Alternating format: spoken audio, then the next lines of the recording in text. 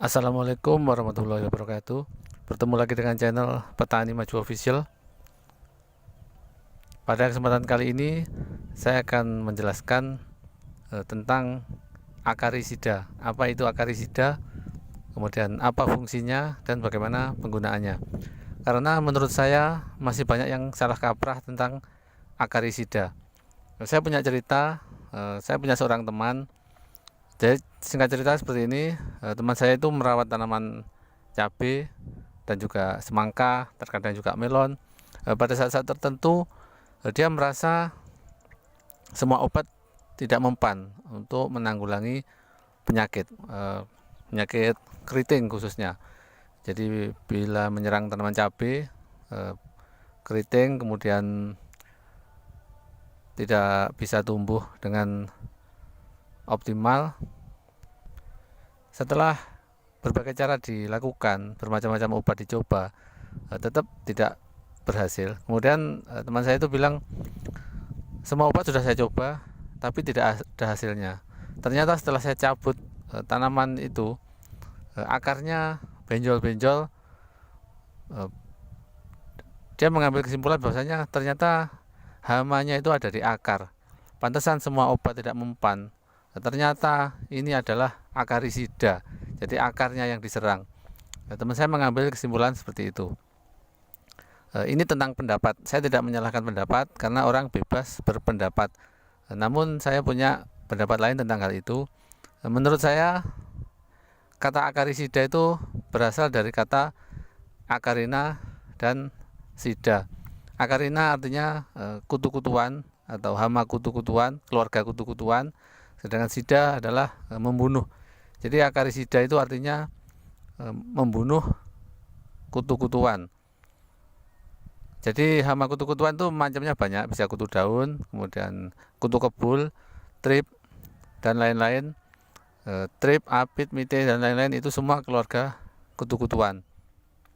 Jadi akarisida ini obat untuk membasmi kutu-kutuan. Umumnya hama kutu-kutuan itu menyerang bagian bawah daun. Apabila bagian bawah daun diserang hama kutu-kutuan, cairan dari tanaman itu akan dihisap. Kemudian sambil menghisap cairan dia menyebarkan virus yang mengakibatkan daun melengkung. Kemudian pupus menjadi keriting, bundel istilahnya. Jadi tidak mau jalan. Apabila hama kutu-kutuan menyerang tanaman semangka atau melon ataupun cabai, akibatnya akan sangat fatal. Apabila masih dalam pertumbuhan, maka pertumbuhan akan terhenti. Biasanya daun tua, daun bawah itu warnanya cenderung menebal, ukurannya juga menjadi besar karena pupus tidak mau jalan. Apabila tanaman sudah besar, tetap berbahaya juga. Misalnya pada semangka atau melon, jika terserang kutu kebul, kemudian pupusnya tidak mau jalan, berhenti tumbuh. Apabila sudah ada buahnya, maka buah akan pecah. Begitupun melon, buah pecah bisa terjadi pada melon dan semangka apabila terkena serangan keluarga kutu-kutuan. Jadi untuk membasminya harus pakai akarisida. Saya kasih contoh, akarisida itu konfitur cair misalnya, bahan aktif imidaklorid. Kemudian sagribit juga bisa. Yang jelas dari jenis kutu-kutuan. Lalu kenapa akarnya benjol-benjol pada saat tanaman terserang hama kutu-kutuan? Menurut saya penjelasannya seperti ini. Jadi ketika akar menyerap nutrisi atau pupuk dari dalam tanah, kemudian pupuk itu tidak bisa tersalurkan, yang mana seharusnya tersalurkan untuk pertumbuhan tanaman karena tunasnya berhenti, maka pupuk yang sudah diserap tanaman itu akhirnya mengumpul dan menumpuk di akar. Itulah mengapa akar bisa benjol-benjol, kan itu adalah nutrisi yang tidak tersalurkan, jadi menumpuk di situ. Itu bisa berlaku untuk tanaman cabai, melon ataupun semangka, sama saja. Intinya ketika pupuk terserap harusnya tersalurkan, namun karena tidak tersalurkan akhirnya menumpuk di akar.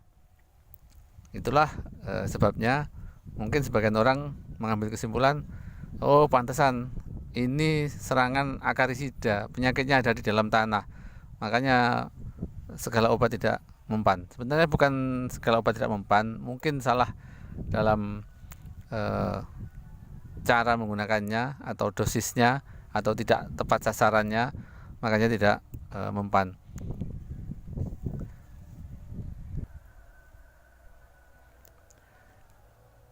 Itu sekilas cerita tentang akarisida.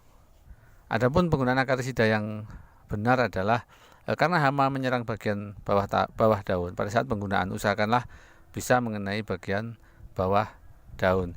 Kemudian gunakan akarisida yang bersifat sistemik dan kontak. Jadi bisa gabungan, bisa diselang-seling. Kemudian pada saat-saat tertentu, misalnya serangan kutu kebul atau kutu daun sedang parah, itu bisa dilakukan penyemprotan pada sore hari. Kalau tetap tidak terkendali, bisa dilanjutkan malam hari, dan akan lebih baik lagi kalau hama kutu-kutuan ini dicegah untuk masuk. Jadi jangan sampai terjadi serangan, sebisa mungkin dicegah. Caranya bagaimana? Dengan pengobatan rutin. Jadi jangan menunggu ada serangan. Walaupun nggak ada serangan, berikan akarisida yang bersifat sistemik, karena ini bisa melindungi dari dalam. Secara berkala, secara bertahap, berikan terus menerus supaya tanaman selalu kelihatan mulus dan bersih. Sekali lagi, jangan menunggu serangan. Namun apabila terlanjur terjadi serangan, maka harus dilakukan dengan dosis yang lebih tinggi dibandingkan untuk pencegahan. Jadi kalau misalnya untuk pencegahan 2 sendok per tangki, untuk pengobatan bisa 4 sendok per tangki. Yang perlu digarisbawahi adalah semua kerusakan yang disebabkan oleh kutu itu obatnya adalah akarisida. Baiklah sahabat petani maju dimanapun Anda berada, itu tadi cerita tentang akarisida. Bagi yang belum jelas atau ingin ditanyakan, bisa melalui kolom komentar. Jika video ini bermanfaat untuk Anda bisa subscribe. Silahkan subscribe, like, dan share. Sampai jumpa di video-video kami selanjutnya. Terima kasih atas perhatiannya. Wassalamualaikum warahmatullahi wabarakatuh.